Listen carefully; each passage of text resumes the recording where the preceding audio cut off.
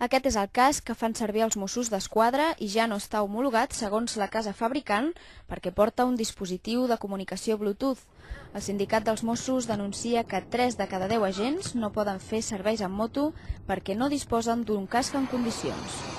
Sí, de trànsit estem voltant cap als 1.500 agents repartits per tota Catalunya i d'aquests un 20% són els que de veritat tenen el casc com s'ha de dur, homologat i en bones condicions. La resta o no tenen, com les dues últimes promocions, o el tenen deteriorat.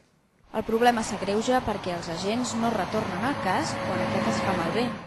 Igualment, a la mida que es va fent algun tipus d'avaria, es trenca la visera, es trenca el wifi, el que sigui, i continua amb el casc així si els agents no l'entreguen, perquè saben que no li tornaran. I llavors ja no faran serveis en moto. El sindicat alerta de la seguretat dels Mossos d'Esquadra que es desplacen en motocicleta i critica el contrasentit que posin multes als conductors quan ells mateixos no tenen les condicions per portar a terme la seva feina. El Departament d'Interior diu, però, que està al corrent de la situació i que a principis de novembre farà una reposició de cascs.